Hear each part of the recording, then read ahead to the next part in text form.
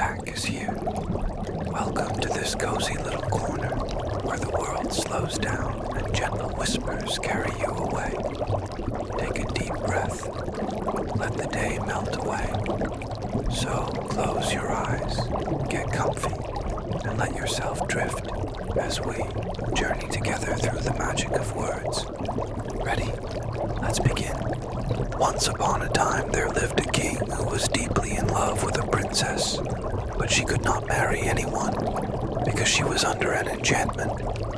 So the king set out to seek a fairy and asked what he could do to win the princess's love.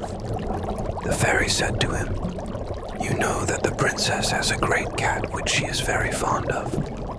Whoever is clever enough to tread on that cat's tail is the man she is destined to marry." The king said to himself that this would not be very difficult, and he left the fairy, determined to grind the cat's tail to powder rather than not tread on it at all. You may imagine that it was not long before he went to see the princess, and Puss, as usual, marched in before him, arching his back. The king took a long step and quite thought he had the tail under his foot, but the cat turned round so sharply that he only trod on air. And so it went on for 8 days, till the king began to think that this fatal tail must be full of quicksilver. It was never still, for a moment. At last, however, he was lucky enough to come upon Puss fast asleep, and with his tail conveniently spread out. So the king, without losing a moment, set his foot upon it heavily. With one terrific yell, the cat sprang up and instantly changed into a tall man, who, fixing his angry eyes upon the king, said, "You shall marry the princess because you have been able to break the enchantment. But I will have my revenge. You shall have a son who will never be happy until he finds out that his nose is too long.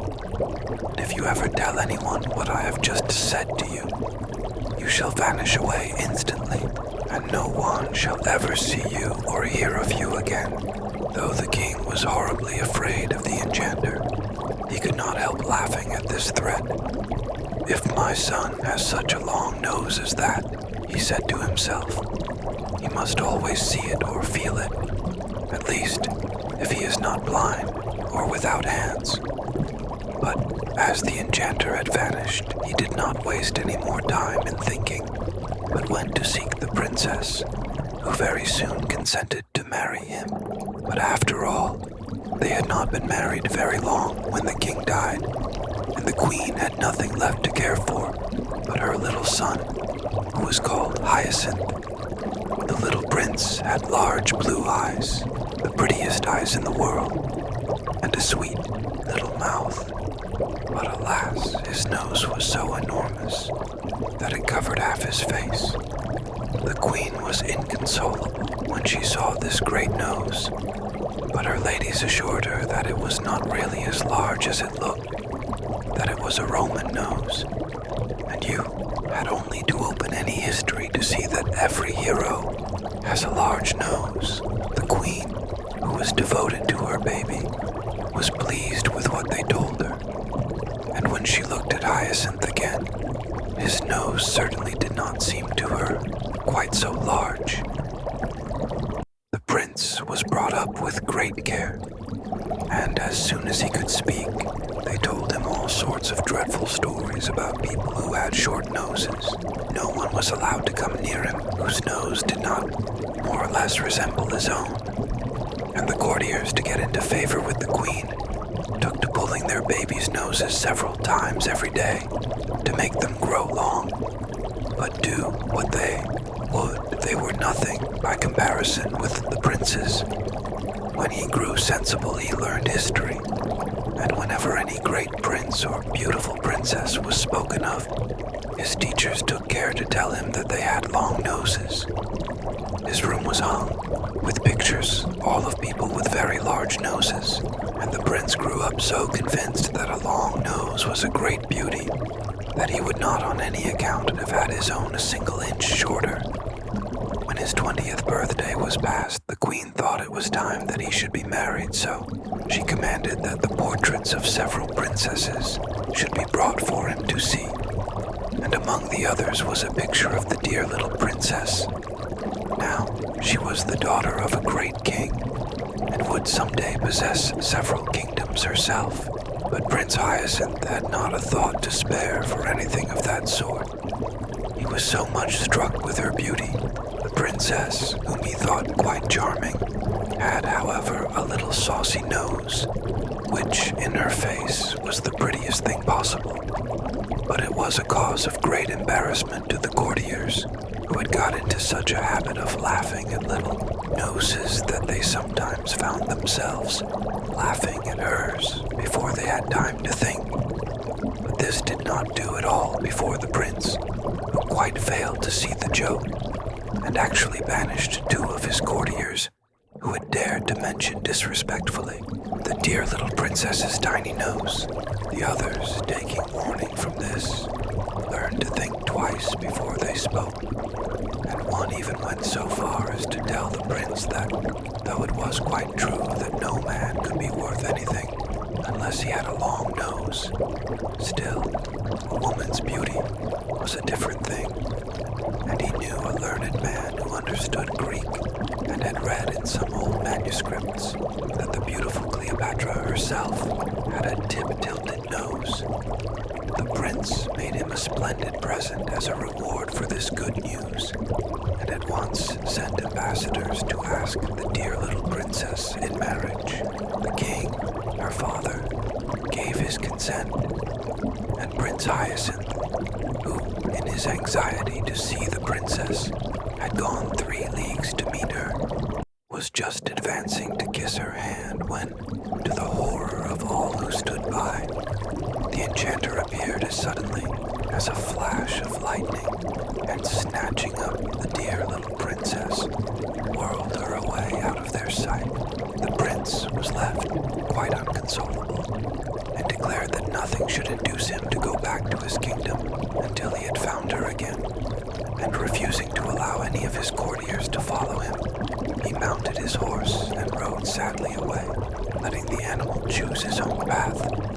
So it happened that he came presently to a great plain, across which he rode all day long without seeing a single house, and horse and rider were terribly hungry, when, as the night fell, the prince caught sight of a light which seemed to shine from a cavern.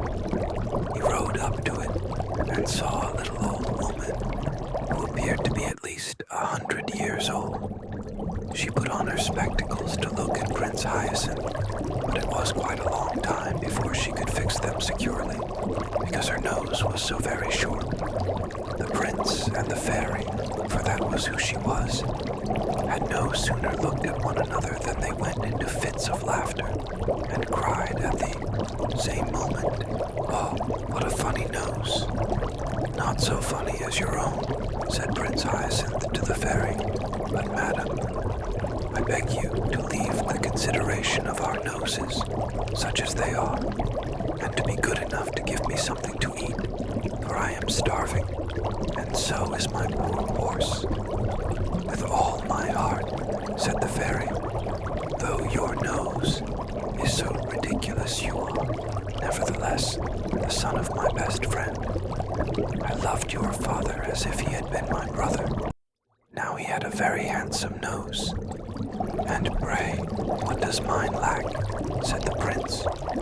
"Oh, it doesn't lack anything," replied the fairy. "On the contrary, quite. There is only too much of it.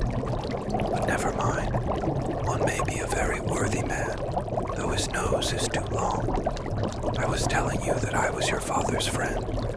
He often came to see me in the old times, and you must know that I was very pretty in those days. At least, he used to say so. I should like to tell you of a conversation we had the last time I ever saw him." "Indeed," said the prince. "When I have supped, it will give me the greatest pleasure to hear it. But consider, madam, I beg of you, that I have had nothing to eat today." "The poor boy is right," said the fairy. "I was forgetting. Come in then, and I will give you some supper. And while you're eating, I can tell you my story in a very few words, for I don't like endless tales myself. Too long a tongue is worse than too long a nose. And I remember when I was young that I was so much admired for not being a great chatterer. They used to tell the queen, my mother, that it was so. For though you see what I am now, I was the daughter of a great king. My father, your father, I dare say, got something to eat when he was hungry, interrupted the prince. Oh, certainly, answered the fairy, and you also shall have supper directly. I only just wanted to tell you. But I really cannot listen to anything until I have had something to eat, cried the prince, who was getting quite angry. But then, remembering that he had better be polite as he much needed the fairy's help, he added, I know that in the pleasure of listening to you, I should quite forget my own hunger. But my horse, who cannot hear you, must really be fed. The fairy was very much flattered by this compliment, and said, calling to her servants, You shall not wait another minute. You are so polite, and in spite of the enormous size of your nose, you are really very agreeable. Plague take the old lady. How she does go on about my nose, said the prince to himself. One would almost think that mine had taken all the extra length that hers lacks. If I were not so hungry, I would soon have done with this chatterbox, who thinks she talks very little. How stupid people are not to see their own faults. That comes of being a princess. She has been spoiled by flatterers, who have made her believe that she is quite a moderate talker. Meanwhile, the servants were putting the supper on the table, and the prince was much amused to hear the fairy, who asked them 1,000 questions simply for the pleasure of hearing herself speak. Especially he noticed one maid who, no matter what was being said, always contrived to praise her mistress's wisdom. Well, he thought as he ate his supper, I'm very glad I came here. This just shows me how sensible I've been in never listening to flatterers. People of that sort praise us to our faces without shame, and hide our faults or change them into virtues. For my part, I never will be taken in by them. I know my own defects, I hope. Poor Prince Hyacinth. He really believed what he said and hadn't an idea that the people who had praised his nose were laughing at him, just as the fairy's maid was laughing at her, for the prince had seen her laugh slyly when she could do so, without the fairy's noticing her.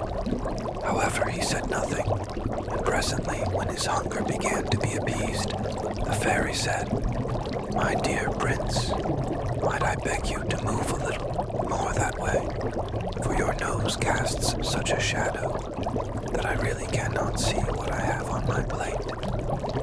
Ah, thanks. Now let us speak of your father. When I went to his court, he was only a little boy, but that is 40 years ago, and I have been in this desolate place ever since. Tell me what goes on nowadays. Are the ladies as fond of amusement as ever? In my time, one saw them at parties, theaters, balls, and promenades every day. Dear me, what a long nose you have. I cannot get used to it. Really, madam, said the prince, I wish you would leave off mentioning my nose. It cannot matter to you what it is like. I am quite satisfied with it, and have no wish to have it shorter. One must take what is given one. Now you are angry with me, my poor Hyacinth, said the fairy, and I assure you that I didn't mean to vex you. On the contrary, I wished to do you a service. However, though I really cannot help your nose being a shock to me, I will try not to say anything about it.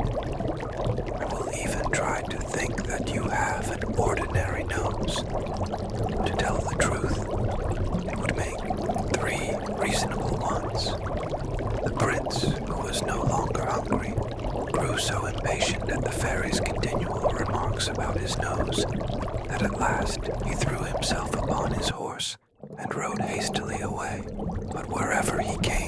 journeyings, he thought the people were mad, for they all talked of his nose, and yet he could not bring himself to admit that it was too long.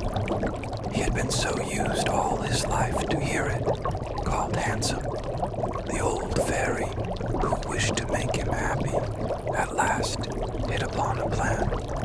She shut the dear little princess up in a palace of crystal, and put this palace down where the prince would not fail to find it. His joy at seeing the princess again was extreme, and he set to work with all his might to try to break her prison.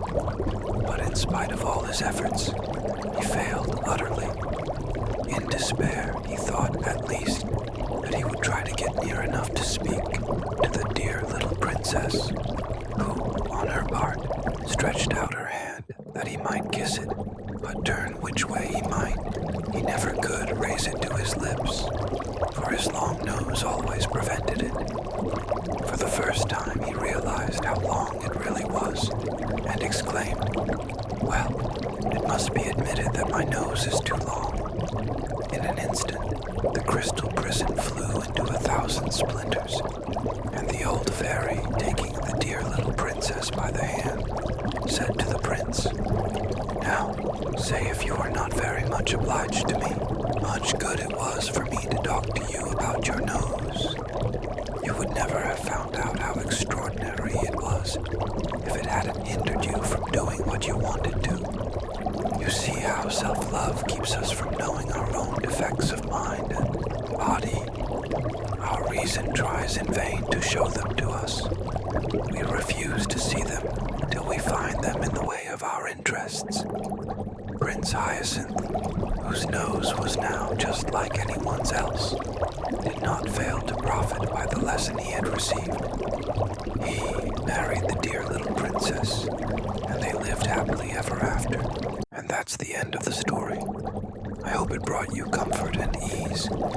Rest well, and may your dreams be peaceful. Good night.